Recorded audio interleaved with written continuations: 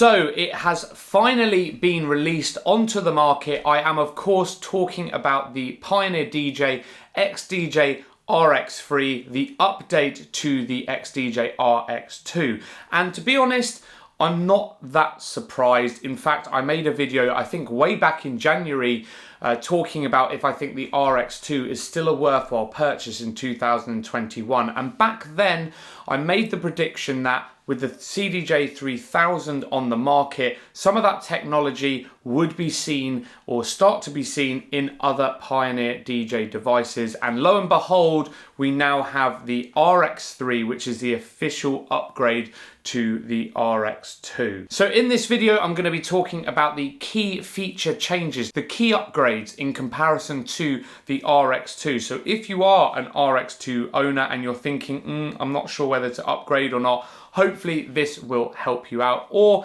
if you're considering buying the unit and you've never owned an RX2, you'll find out some of the key features. We're not covering off all the intricacies of this device today. There are far more detailed reviews on YouTube. I will link some in the description down below. Let's get into it. So first and foremost then, a bit of an overview into the RX3, and just like the RX2, it's a 2-channel self-contained all-in-one DJ system from Pioneer DJ. So you can use this as a controller, plugging in your laptop, and brand new for this unit in comparison to the RX2, from early next year, Serato users are going to be able to use Serato in conjunction with this device. So that's really, really good. I think that's a positive, but Rekordbox is also supported as that is Pioneer software.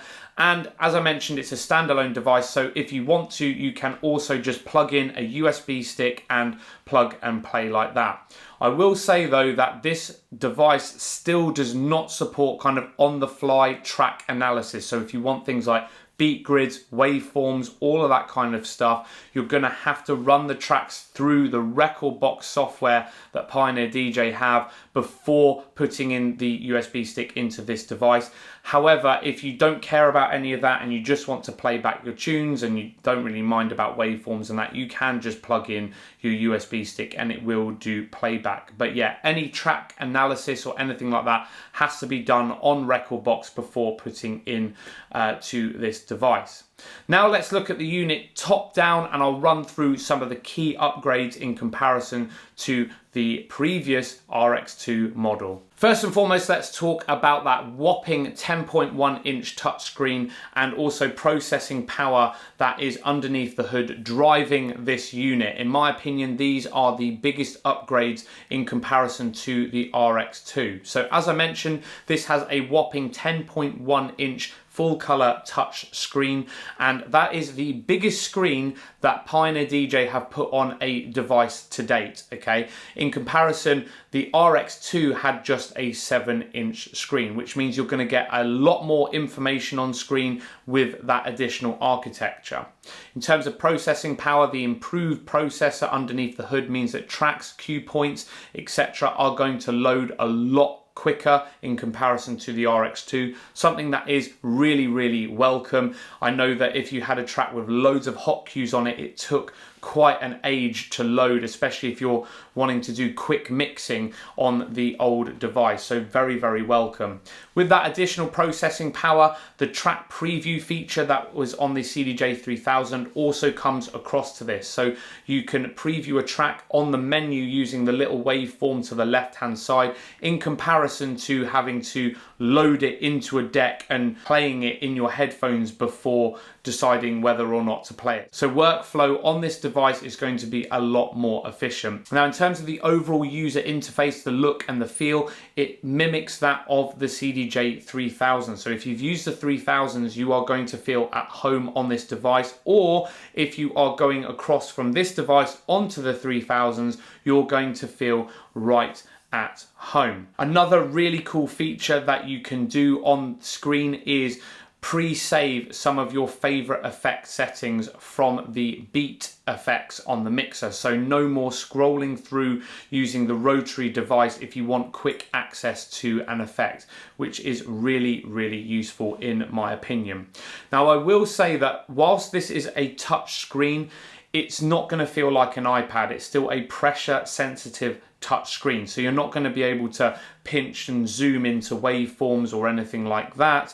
It is still pressure sensitive, and I would imagine you're still going to have quite a lot of reliance on that rotary selector on the right hand side, similar to what you use the CDJ for. But nevertheless, a huge upgrade to the previous screen on the RX2 and a welcome addition to this device. Moving down then, let's talk about the mixer itself, and in my opinion not a lot has changed here. If you have used the mixer on the RX2, you're going to feel right at home here. The only additions are the 2 extra sound color effects taken off of the DJM-900 Nexus 2. So all 6 are present. On the RX2 there were 4, and there are 6 additional beat effects, once again taken from the 900 Nexus 2. So the 6 that were missing on the RX2 are now present. But apart from that, the mixer looks and feels very much the same in my opinion. Now let's talk about the actual decks themselves, and they have also seen some cosmetic upgrades. The most noticeable is the jog wheels.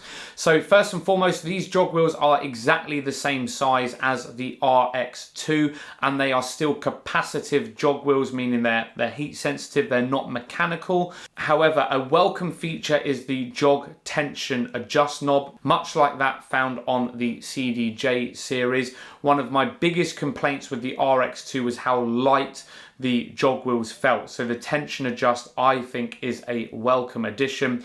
The LED lights in the center of the jog wheel have also been replaced with a screen that displays artist artwork and further information, much like that found on the XDJ-3000 series. So again, another welcome addition. I also love that Quantize has an individual button on each of the decks, so you can control that locally, whereas before on the RX2 it was one button for the whole device. Other noteworthy changes on the deck side of things include the performance pads. There are now 8 performance modes on these pads rather than the original 4 seen on the RX2, and the additions include a gate cue, beat loop 2, release effects, and also beat jump 2 as well. So 4 additional modes for you to use. Also on the play and cue button, there is an illuminated ring highlighting these buttons, just like on the CDJ series, which is going to be really useful if you are working in a really dark DJ booth. So there we have it, guys, a very quick run through of the key updates of the RX3 in comparison to the RX2. Very quickly, some of the limitations of this device. This is strictly a 2-channel, 2-deck device. There's no multi-deck layering, so you can't make 2 decks into 4 using 2 platters. You can still connect external CDJs or turntables using the RCA inputs in the back. However, because of that 2-channel mixer, you're pretty much using either or. It doesn't have the features available for you to really do 4-deck mixing on this. Also, extremely important to note that this device does not support onboard Wi-Fi. It doesn't have any kind of onboard track analysis. So if you are a streaming DJ, you're using BeatSource or Beatport Link, this device probably isn't the one for you. There is still that limitation here, something that Denon I know has done for multiple years now. Pioneer just don't seem to be adopting onboard Wi-Fi to their devices just yet. Whether it's going to be included in the future, I do not know. Let me know your thoughts in the comments down below. Will you be upgrading to this device from an RX2? I've also linked below some more in-detailed review videos down in the description. Please give this video a like if you found it useful. Please subscribe if you haven't done so already, and I will see you in the next one.